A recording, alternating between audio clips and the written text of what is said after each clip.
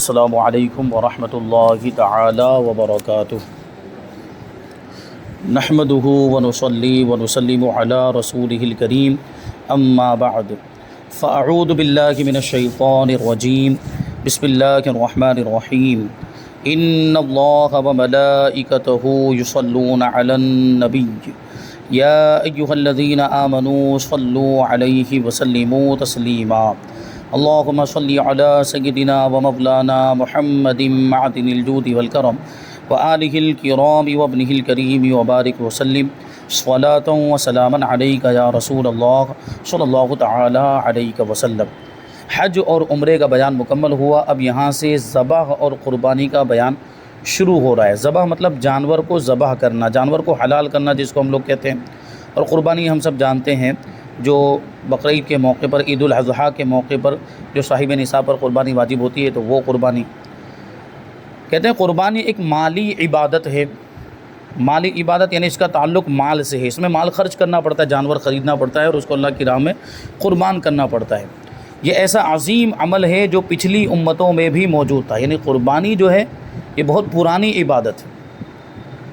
اور پارہ نمبر 17 سورۃ الحج آیت نمبر 34 میں اللہ تبارک و تعالی ارشاد فرماتا ہے وَلِكُلِّ أُمَّةٍ جَعَلْنَا مَنْسَكًا لِيَذْكُرُوا اسْمَ اللَّهِ عَلَىٰ مَا رَزَقَهُم مِّن بَهِيمَةِ الْأَنْعَامِ فَإِلَٰهُكُمْ إِلَٰهٌ وَاحِدٌ فَلَهُ أَسْلِمُوا۔ اور ہر امت کے لیے ہم نے ایک قربانی مقرر فرمائی کہ اللہ کا نام لیں اس کے دیے ہوئے بے زبان چوپایوں پر، تو تمہارا معبود ایک معبود ہے، تمہارا خدا ایک خدا ہے، تو اسی کے حضور گردن رکھو، یعنی اسی کے مطیع و فرما بردار ہو جاؤ۔ تو یہاں دیکھیں قربانی کا ذکر ہے اور یہ فرمایا جا رہا ہے کہ ہر امت کے لیے ایک قربانی تھی۔ تو ہر امت مطلب ہر نبی کی امت، تو نبیوں کا سلسلہ تو یہ جب سے دنیا قائم ہے تب سے جاری ہے۔ حضرت آدم علیہ السلام سب سے پہلے انسان بھی ہیں تو سب سے پہلے نبی بھی ہیں، تو ہر نبی کی امت میں یہ قربانی کا سلسلہ رہا ہے اور یہ قربانی کی عبادت رہی ہے، یہ بہت پرانی عبادت ہے۔ قربانی کے دن سب سے پیارا عمل کون سا؟ قربانی کے جو 3 دن ہوتے ہیں 10، 11 اور 12، تو یہ جو 12 کی عصر، 12 کی مغرب سے پہلے تک یہ قربانی کے جو تین دن ہیں، اس میں سب سے افضل عمل کون سا ہے؟ سب سے محبوب عمل، سب سے پسندیدہ عمل کون سا ہے؟ ام المؤمنین حضرت عائشہ صدیقہ رضی اللہ تعالی عنہا سے مروی ہے کہ پیارے آقا حضور پاک صلی اللہ علیہ وسلم نے فرمایا کہ یوم النحر، یہ خاص طور پر یوم النحر کا ذکر کر رہی حضور پاک صلی اللہ علیہ وسلم یوم النحر کا ذکر کر رہے ہیں، ام المؤمنین روایت کر رہی ہیں، فرمان حضور کا ہے، اور کہتی حضور پاک صلی اللہ علیہ وسلم نے ارشاد فرمایا یوم النحر کے بارے میں۔ اور یوم النحر کیا ہوتا ہے؟ 10ویں ذی الحجہ کو یوم النحر کہا جاتا ہے۔ یوم النحر یعنی 10ویں ذی الحجہ میں ابن آدم کا کوئی عمل خدا کے نزدیک خون بہانے یعنی قربانی کرنے سے زیادہ پیارا نہیں، یعنی اس دن سب سے بہترین کوئی عمل ہے 10ویں ذی الحجہ کا، اگر کوئی سب سے پسندیدہ عمل ہے، سب سے محبوب اور پیارا عمل، تو وہ قربانی کرنا ہے۔ خون بہانا یعنی قربانی کرنا، اور وہ جانور قیامت کے دن اپنے سینگ اور بال اور کھروں کے ساتھ آئے گا، اور قربانی کا خون زمین پر گرنے سے قبل خدا کے نزدیک مقام قبول میں پہنچ جاتا ہے، یعنی وہ قربانی قبول ہو جاتی ہے، لہٰذا اس کو خوش دلی سے کرو۔ خوش دلی سے مطلب خلوص کے ساتھ کرو، اور اس کو بوجھ محسوس مت کرو قربانی کو، بلکہ دل صاف رکھتے ہوئے خوشی کا اظہار کرتے ہوئے قربانی کی جائے، اور اس میں ریاکاری کا دخل نہ ہونے پائے، دکھاوے کا دخل نہ ہو، شہرت کے لیے نہ کی جائے، کیونکہ ریاکاری، دکھاوا، شہرت یہ سب ثواب کو ضائع کر دیتے۔ تو اگر کسی نے خوش دلی کے ساتھ قربانی کی، خلوص و للہیت کے ساتھ قربانی کی، تو وہ جو قربانی ہے اللہ کی بارگاہ میں قبول ہوتی ہے۔ اور یہ جو فرمایا کہ یہ جو قربانی کے جو جانور قیامت کے دن اپنے سینگوں کے ساتھ آئیں گے، اپنے بالوں کے ساتھ آئیں گے، اپنے کھروں کے ساتھ آئیں گے، مطلب ہے کہ جانور مکمل ہوں گے، مکمل جو ان کی شکل دنیا میں تھی اسی شکل میں، بلکہ ان کو اور موٹا تازہ کر دیا جائے گا۔ اور یہ ان جانوروں کے بارے میں فضیلت آئی ہے کہ یہ جانور پل صراط پر قربانی جن لوگوں نے کی ہوگی ان کے لیے وہ سواری بنائے جائیں گے، اس پر سوار ہو کر وہ پل صراط سے گزر جائیں گے ان جانوروں سے۔ تو اس لیے حضور پاک صلی اللہ علیہ وسلم نے یہ بھی ارشاد فرمایا کہ اپنے جانوروں کو خوب موٹا کرو، کیونکہ جانور پر سواری بھی کرنی پل صراط پر، تو وہ جانور طاقتور ہوگا، موٹا ہوگا، تو اس پر سواری کرنا آسان ہو جائے گا۔ اب موٹا کیسے کیا؟ اس کو خوب اچھا کھلایا جائے، چارہ وغیرہ جو بھی اس کی خوراک ہوتی ہے وہ اچھے سے کھلائی جائے تاکہ وہ صحت مند ہو جائے، پھر اس کی قربانی کی جائے، تو یہ اور زیادہ فضیلت کی بات ہے۔ قربانی کرنے کے فائدے اور ثوابات یہاں پر ذکر کرتے ہیں۔ پہلا فائدہ اور پہلا ثواب کہ عید کے دن قربانی میں مال خرچ کرنا اللہ پاک کو سب سے زیادہ محبوب یعنی پسندیدہ ہے۔ دوسری بات کہ قربانی کرنے والے کو قربانی کے جانور کے ہر بال کے بدلے میں ایک نیکی ملتی ہے۔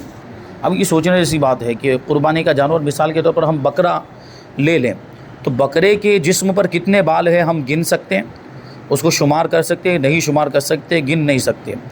تو اس کا مطلب تو یہی ہوا نا کہ بے شمار نیکیاں ملتی ہے قربانی کرنے والے کو، قربانی کرنے والے کو بے شمار۔ اللہ کے رسول صلی اللہ علیہ وسلم نے جب یہ بات ارشاد فرمائی تو صحابہ کرام نے پوچھا کہ یا رسول اللہ، یہ تو ان جانوروں کے بارے میں بات سمجھ میں آ گئی جن کے جسم پر بال ہوتے ہیں، لیکن جو بھیڑ ہوتی، بھیڑ جس کو ہم لوگ گھیٹا کہتے ہیں، اس کی بھی قربانی جائز ہے، دمبے کی بھی قربانی جائز۔ ان کے بدن پر بال نہیں، ان کے بدن پر اون ہوتی ہے، ان کے بدن پر صوف ہوتا ہے، تو وہ بال مطلب وہ بال ہی کی قسم سے، لیکن اس کی بناوٹ کچھ الگ ہوتی ہے، اس کی کیفیت کچھ الگ ہوتی ہے۔ تو صحابہ کرام نے پوچھا کہ یا رسول اللہ، ایک بال پر تو ایک نیکی ملے گی، لیکن کیا یہ صوف میں بھی ایسا معاملہ ہے؟ تو اللہ کے رسول صلی اللہ علیہ وسلم نے ارشاد فرمایا کہ ہاں، صوف کے بھی ہر ریشے کے بدلے میں، اون کے بھی ہر ریشے کے بدلے میں ایک نیکی لکھی جائے گی۔ یعنی وہ اون کتنی باریک باریک ہوتی ہے، اس کو بھی آپ الگ الگ کرو ایسے، تو اس کا جو ہر ریشہ ہوگا اس کے بدلے میں بھی نیکی لکھی جائے گی۔ جو ثواب کی خاطر خوش دلی سے قربانی کرے گا تو وہ اس کے لیے جہنم کی آگ سے رکاوٹ ہو جائے گی۔ یہ جانور، یہ قربانی جہنم کی آگ سے رکاوٹ بن جائے گی۔ قربانی نیکیوں کے پلے میں رکھی جائے گی، جس سے نیکیوں کا پلہ بھاری ہو جائے گا، وزنی ہو جائے گا۔ قربانی کرنے والے کے لیے اس کی قربانی سواری بن جائے گی، جس کے ذریعے وہ بآسانی پل صراط سے گزر جائے گا۔ بآسانی یعنی آسانی کے ساتھ پل صراط سے گزر جائے گا، جیسا کہ میں نے ابھی عرض کیا۔ اور اس کا ہر عضو قربانی پیش کرنے والے کے ہر عضو کے لیے جہنم سے آزادی کا فدیہ بنے گا۔ یعنی جانور کا ہر عضو، یعنی جانور کے جسم کا ہر پارٹ، قربانی کرنے والے کے جسم کے ہر پارٹ کا فدیہ ہو جائے گا۔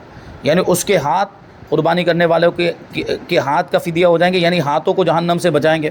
اس کا سر، قربانی کے جانور کا سر، قربانی کرنے والے کے سر کے لیے فدیہ ہو جائیں گے، یعنی اس کے سر کو جہنم سے بچائیں گے۔ اسی طرح پورے جسم کے اعضاء، جانور کے پورے جسم کے اعضاء قربانی کرنے والے کے جسم کے اعضاء کے لیے فدیہ ہو جائیں گے، یعنی ان کو جہنم سے وہ بچائیں گے۔ قربانی کے جانور کا خون زمین پر گرتے ہی گناہوں کو بخش دیا جاتا ہے۔ کس کے گناہوں کو؟ قربانی کرنے والے کے گناہوں کو بخش دیا جاتا ہے۔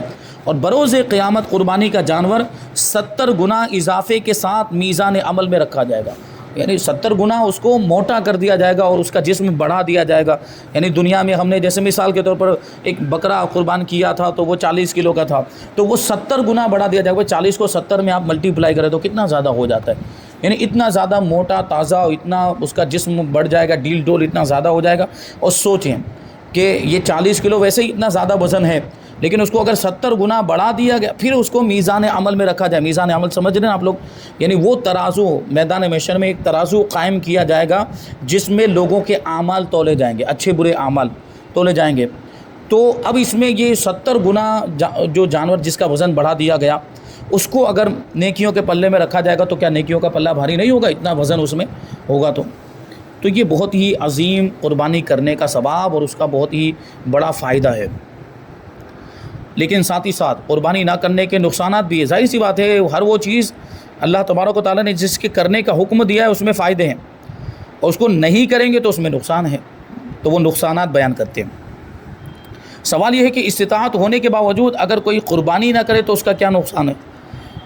اگر یہ ہے کہ کوئی آدمی غریب ہے، اس کے اندر طاقت ہی نہیں قربانی کرنے کی، تو غریب آدمی پر، جو فقیر شرعی، اس پر تو قربانی واجب ہی نہیں ہے، وہ نہ کرے تو کوئی حرج نہیں۔ جو غریب آدمی ہے وہ نہیں کر رہا ہے تو کوئی حرج نہیں۔ لیکن کوئی آدمی ایسا ہے کہ قربانی کرنے کی طاقت ہے، مالی کے نصاب ہے، سب شرطیں پائی جا رہی ہے، اس کے باوجود قربانی نہیں کر رہا ہے، تو یہ بہت بڑا گناہ ہے اور اس کے بہت زیادہ نقصانات ہیں۔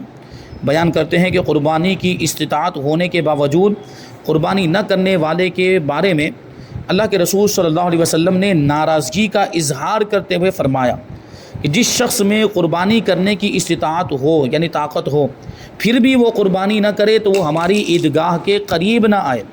یعنی اللہ کے رسول صلی اللہ علیہ وسلم اس سے ناراضگی کا اظہار کرتے ہیں کہ جو طاقت ہونے کے باوجود قربانی نہیں کرتا تو وہ ہماری عیدگاہ کے قریب نہ، یعنی نماز پڑھنے کے لیے نہ آئے، ہم ان سے ناراض ہیں۔ اس کا مطلب یہ، اب سوچو کہ جس سے اللہ کے رسول صلی اللہ علیہ وسلم ناراض ہو جائیں، یہ اس کے لیے کتنی بری بات ہونی چاہیے۔ مطلب دنیا میں رہتے ہوئے سب سے بری بات یہ ہو، دنیا میں کیا، دنیا اور آخرت میں دونوں میں سب سے بری بات ایک انسان کے لیے یہ ہو کہ اللہ کے رسول صلی اللہ علیہ وسلم اس سے ناراض ہو جائے۔ اس سے زیادہ بری بات کسی کے لیے نہیں ہو سکتی۔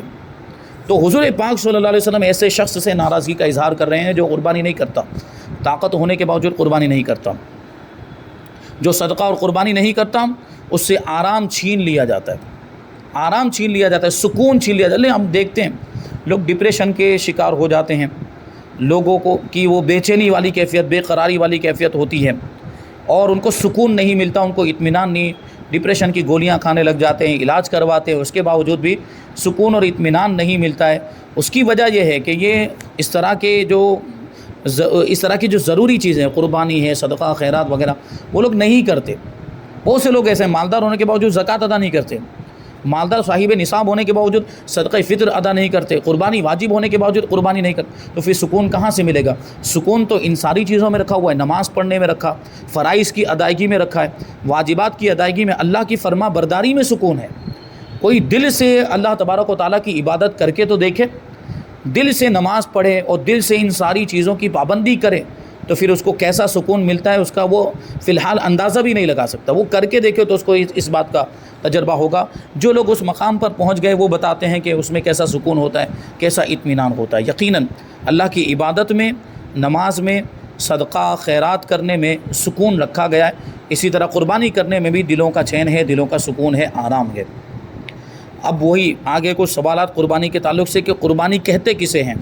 جب آپ مخصوص جانور کو مخصوص وقت میں ثواب کی نیت سے ذبح کرنا قربانی کہلاتا ہے۔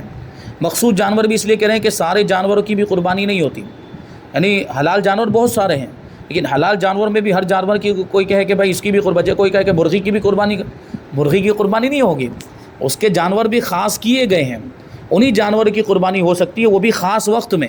ابھی جیسے کہ ربیع الاخر کا مہینہ چل رہا ہے تو ابھی اگر کوئی سوچے کہ میں ابھی قربانی کر لوں تو ہوگی قربانی؟ نہیں ہوگی، اس کے دن ہے، مہینہ ذی الحجہ کا مہینہ اور اس کے 3 دن جو مقرر ہوئے ہیں، انہی 3 دنوں میں مخصوص وقت ہی میں قربانی ہو سکتی ہے، ثواب کی نیت سے کی جائے، ثواب کی نیت سے جانور کو ذبح کیا جائے، یہ اسے قربانی کہا جاتا ہے۔ قربانی کس پر واجب ہے؟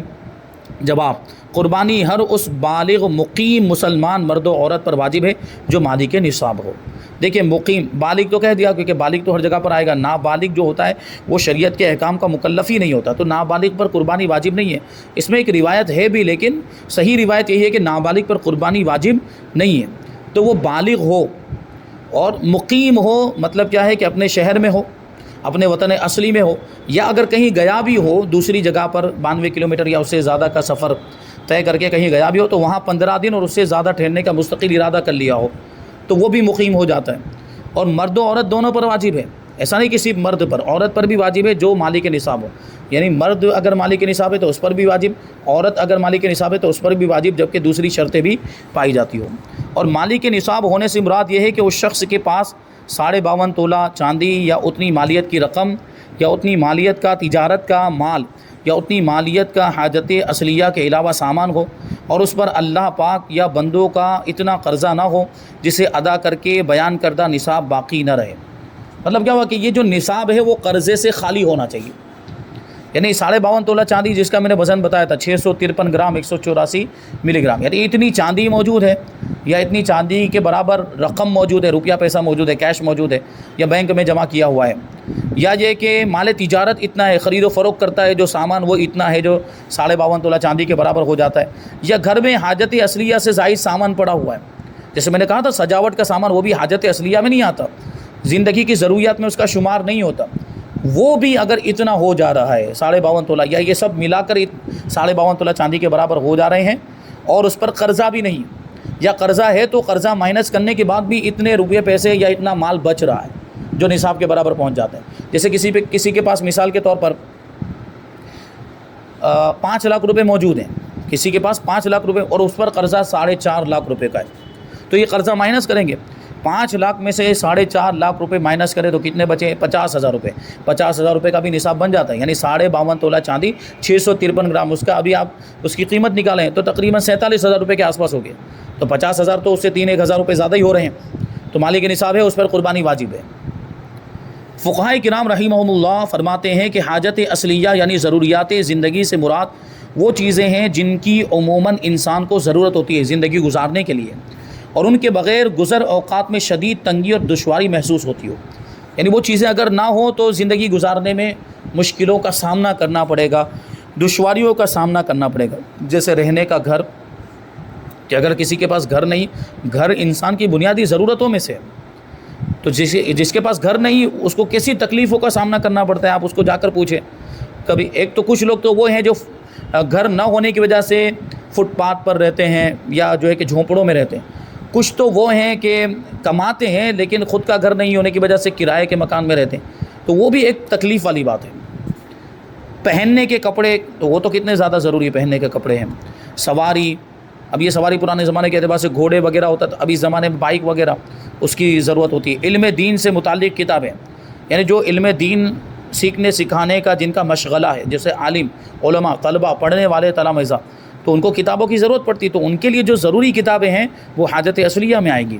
اور پیشے سے متعلق اوزار وغیرہ، پیشے مطلب جو کام دھندے کرنے والے لوگ ہوتے ہیں اور جو بھی وہ کام کرتے ہیں اس سے تعلق رکھنے والے جو بھی اوزار، جیسے اگر کوئی گیرج کا کام کرتا ہے، یعنی گاڑیوں کو ریپیئر کرتا ہے، گاڑیوں کی مرمت کرتا ہے، تو اس مرمت کرنے میں، ریپیئرنگ کرنے میں جو بھی وہ پانے وغیرہ کی ضرورت پڑے گی وہ سب اس کے حاجت اصلیہ میں آئے گا، یعنی اس کو اس میں نصاب میں شمار نہیں کریں گے، وہ ضرورت کی چیزیں ہیں، ضرورت کا سامان، پانے ہیں، وہ جو بھی وہاں چیزیں استعمال ہوتی ہیں۔ اسی طرح دوسرا کوئی کام کرتے ہیں اور اس میں یہ چیزیں، دوسری کوئی چیزیں اس طرح کی جو ضروری ہوتی ہیں تو وہ بھی حاجت اصلیہ میں آئیں گی۔ آگے سوال ہے کہ زکوٰۃ اور قربانی کے نصاب میں کیا فرق ہے، کیونکہ 52.5 تولہ تو وہاں بھی کہا تھا اور 52.5 تولہ یہاں بھی کہہ رہے ہیں، تو اس کا جواب ہے کہ زکوٰۃ اور قربانی کے نصاب میں دو فرق ہے۔ قربانی کے نصاب میں مال نامی یعنی بڑھنے والا ہونا اور سال گزرنا شرط نہیں ہے، جبکہ زکوٰۃ میں یہ دونوں شرطیں ہیں۔ یعنی مطلب کیا ہوا کہ قربانی کے لیے سال گزرنا بھی شرط نہیں، قربانی کے دنوں میں بھی اگر کوئی مالی کے نصاب ہو گیا تو قربانی واجب ہو جائے گی۔ پہلے دن، دوسرے دن، تیسرے دن وقت تھا اور اس میں مالی کے نصاب ہو گیا تو اس پر قربانی واجب ہو جائے گی، سال گزرنا شرط نہیں۔ یعنی ایسا سوچے کہ ابھی تو میں مالی کے نصاب ہوا تو ابھی کیوں قربانی کروں، آئندہ سال کروں گا، نہیں چلے گا، اس سال کرنی پڑے گی۔ اگر اس نے وہ دن پائے تو دن گزر گئے تھے، قربانی کے دن گزر گئے، پھر مالی کے نصاب ہوا تو اب وہ قربانی نہیں کرے گا، کیونکہ قربانی کے دن تو گزر ہی چکے، اب وہ آئندہ سال کرے، آئندہ سال دیکھیں گے، آئندہ سال بھی وہ قربانی کے دن آئے تب مالی کے نصاب ہوگا، تب قربانی واجب ہوگی۔ اور دوسری چیز مال کا نامی ہونا، زکوٰۃ میں مال کا نامی ہونا ضروری ہو۔ 3 قسم کے مال ہے، سونا، چاندی، روپیہ، پیسہ، مال تجارت اور سائمہ جانور۔ زکوٰۃ انہی تین قسم کے مالوں میں واجب ہوتی ہے، جبکہ یہاں پر وہ غیر نامی مال بھی اگر نصاب کے برابر ہو، حاجت اصلیہ سے زائد ہو، دین سے فارغ ہو اور نصاب کے برابر ہو جائے تو اس میں بھی قربانی واجب ہو جائے گی۔ جیسے میں نے گھر کا جو سجاوٹ کا جو سامان، وہ تینوں مال میں آ رہا ہے، کیا وہ سونا چاندی میں، روپیہ پیسہ میں آ رہا ہے، یا وہ مال تجارت ہے اس کی لیویج کی جاتی؟ نہیں، نہ ہی وہ سائمہ جانور میں۔ سجاوٹ کا سامان یہ مال غیر نامی ہے لیکن اس کے باوجود اس کے نصاب میں شمار ہوگا، کیونکہ یہاں مال غیر نامی بھی نصاب میں شامل ہوتا ہے۔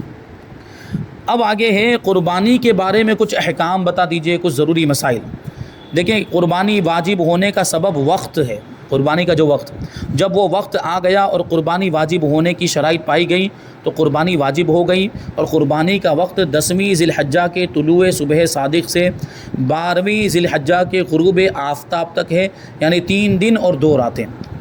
جو لوگ شہر میں مقیم ہیں ان کے لیے شرط یہ ہے کہ نماز عید کے بعد قربانی کریں، یعنی اگرچہ 10ویں ذی الحجہ کو صبح صادق کے وقت ہی قربانی کا وقت شروع ہو جاتا ہے، لیکن جو شہر میں رہنے والے جہاں عید کی نماز ہوتی ہے تو وہ عید کی نماز سے پہلے قربانی نہیں کر سکتے۔ عید کی نماز سے پہلے ان کے لیے قربانی کرنا جائز نہیں ہے، جب تک کہ عید کی نماز نہیں ہو جاتی وہ قربانی نہیں کر سکتے۔ تو وہی ہے کہ ان کے لیے شرط یہ ہے کہ نماز عید کے بعد قربانی کریں۔ فرمان مصطفیٰ صلی اللہ علیہ وسلم ہے کہ جس نے پہلے ذبح کر ڈالا، یعنی عید کی نماز سے پہلے جانور ذبح کر ڈالا، وہ گوشت ہے، یعنی وہ کھانے کا گوشت ہوا، یعنی جانور حلال تو ہو گیا لیکن اس سے قربانی نہیں ہوئی، وہ کھانے کا گوشت ہوا، اس کی حیثیت قربانی کی نہیں ہے۔ جو اس نے اپنے گھر والوں کے لیے پہلے ہی سے کر لیا، قربانی سے اس کو کچھ تعلق نہیں۔ اور جس شخص پر قربانی واجب ہو مگر اس کے پاس جانور خریدنے کے پیسے نہ ہو تو اسے چاہیے کہ قرض لے کر یا کوئی چیز فروخت کر کے قربانی کرے۔ یعنی قربانی واجب یا مطلب مالی کے نصاب ہے، تو وہ پیسے نہ ہونے کا پھر کیا مطلب؟ مالی کے نصاب ہے، مالدار ہے تو پیسے تو ہوں گے ہی نہیں۔ کبھی ایسا ہوتا ہے کہ مالی کے نصاب ہے لیکن ہاتھ میں پیسے نہیں ہیں، دوسری چیزوں کی وجہ سے دوسرا مال ہے، اسباب ہے، جیسے مال تجارت اتنا سارا رکھا ہوا ہے جو نصاب کے برابر، وہ مال تو پھر بیچنے کے لیے رکھا ہوا ہے، اس نے روپیہ پیسہ نہیں ہے اس کے پاس، وہ تجارت کا مال ہے جس کی وجہ سے مالک نصاب بن جا رہا ہے، تو اب یا تو اس مال کو بیچ کر قربانی کا جانور خریدے یا کسی کے پاس سے قرض لے کر قربانی کا جانور خریدے۔ قربانی واجب ہے تو قربانی کرنی ہی پڑے گی کسی بھی طریقے سے، ہاں اس کے لیے کوئی ناجائز طریقہ اختیار نہیں کر سکتا، جائز طریقہ ہی اختیار کرے۔ آگے ہے کہ قربانی کا جانور موٹا، تازہ، اچھا اور بے عیب ہونا چاہیے، اس میں کوئی عیب نہیں ہونا چاہیے، کوئی کمی نہیں ہونی چاہیے۔ اگر تھوڑا سا عیب ہو تو قربانی مکروہ ہوگی، اور اگر زیادہ عیب ہے تو قربانی ہوگی ہی نہیں۔ اب وہ کون کون سے عیب ہے وہ بیان کرتے ہیں۔ اندھا، لنگڑا، کانا، کانا مطلب ایک آنکھ اس کی پھوٹ گئی ہے، بے حد دبلا، کمزور، تہائی سے زیادہ کان، دم، سینگ، تھن وغیرہ کٹا ہوا، ایک تہائی سے زیادہ، 1/3 سے زیادہ کان کٹا ہوا ہے، یا 1/3 سے زیادہ اس کی دم کٹی ہوئی ہے، یا سینگ ٹوٹا ہوا ہے 1/3 سے زیادہ، یا اس کا تھن جو ہے وہ کٹا ہوا ہے، اور پیدائشی طور پر جس کے کان نہ ہوں اور بیمار، ان سب جانوروں کی قربانی جائز نہیں ہے کیونکہ یہ عیب والے جانور ہیں۔ قربانی کے جانوروں میں اونٹ کی عمر 5 سال، بھینس اور گائے وغیرہ کی عمر 2 سال اور بکرے کی 1 سال ہونا ضروری ہے، اس سے کم ہو تو قربانی نہ ہوگی۔ یعنی اگر اونٹ 5 سال سے کم کا ہے، بھینس اور گائے 2 سال سے کم کی ہے اور بکرا 1 سال سے کم کا ہے تو قربانی نہیں ہو پائے گی، قربانی جائز نہیں۔ اور یہ 2 سال کہہ رہے ہیں یا 5 سال کہہ رہے ہیں یا 1 سال کہہ رہے ہیں، اس کا مطلب یہ ہے کہ 2 سال مکمل ہو چکے ہوں، تیسرا شروع ہو چکا ہو، اور اونٹ میں 5 سال مکمل ہو چکے ہوں، چھٹا شروع ہو چکا ہو، اور بکرے میں 1 سال مکمل ہو چکا ہو اور دوسرا شروع ہو چکا ہو۔ البتہ دمبا یا بھیڑ کا 6 مہینے کا بچہ جو دیکھنے میں سال بھر کا لگتا ہو اس کی قربانی جائز ہے، لیکن یہ دمبا اور بھیڑ کے ساتھ ہی خاص، جس کو ہم لوگ گھینٹا کہتے ہیں، گھینٹے کا، بھیڑ کا بچہ دیکھنے میں اگرچہ وہ 6 مہینے کا لیکن دیکھنے میں 1 سال کا لگتا ہے، یعنی اس کو ایسا کھلایا پلایا گیا کہ خوب موٹا تازہ ہو گیا ہے کہ دیکھنے میں 1 سال کا لگتا ہے تو اس کی قربانی ہو جائے گی۔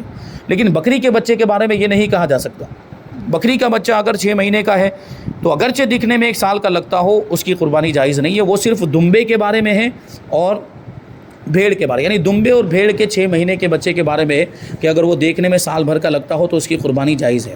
اور ذبح کی 4 رگوں میں سے 3 رگوں کا کٹ جانا کافی ہے، اور اگر چاروں میں سے ہر ایک کا اکثر حصہ بھی کٹ گیا تو جانور حلال ہے۔ جو گلے میں جو 4 رگیں ہوتی ہیں، ذبح کرنے کا مطلب یہ ہوتا ہے کہ ان 4 رگوں کو کاٹا جائے۔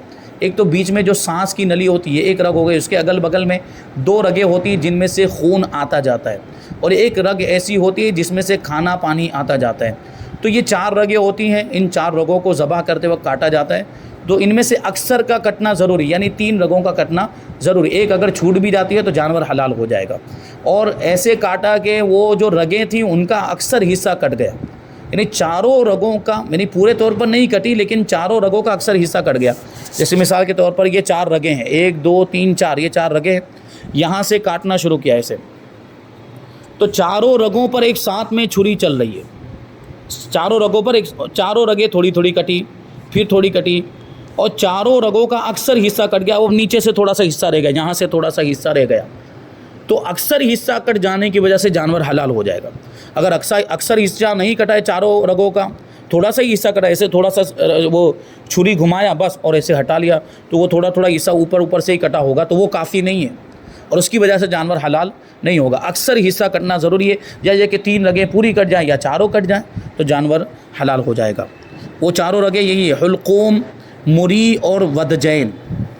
تو یہ اس کی میں نے تفصیل بتائی۔ حلقوم یعنی جس سے سانس آتی جاتی ہے، مری جس سے کھانا پانی آتا جاتا ہے، اور ودجین جس سے خون آتا جاتا ہے۔ 2 رگیں ہوتی ہیں ودجین جس میں سے خون آتا جاتا ہے، تو یہ 4 رگیں ہیں۔ ذبح کرتے وقت ان 4 رگوں کو کاٹا جاتا ہے۔